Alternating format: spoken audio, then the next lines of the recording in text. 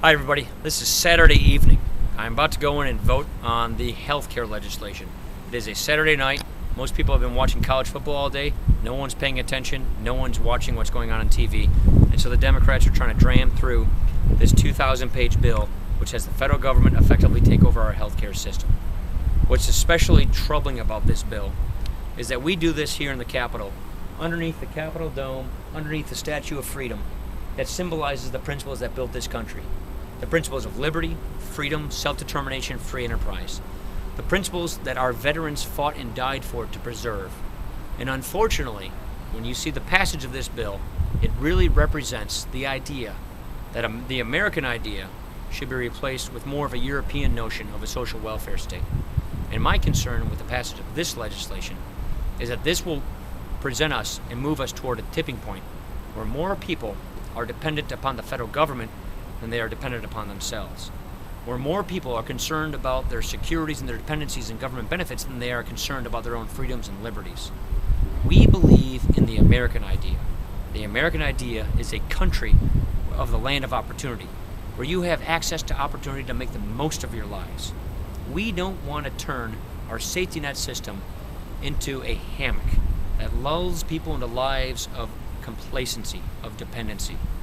I, for one, believe that the American people are beginning to stand up and see what's happening.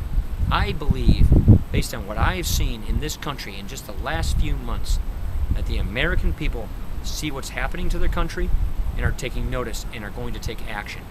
And I, for one, believe that if the American people have a very clear choice, do you want this notion, this kind of legislation that's moving through this body that brings us toward a social welfare state, or do you want your representatives in Washington to go back and reclaim the founders' vision, to take those principles that created this country, that are enduring, that are timeless, that our veterans fought for, that give us the kind of liberty and freedom and have given this country the ability to be the most prosperous, most free country in the world?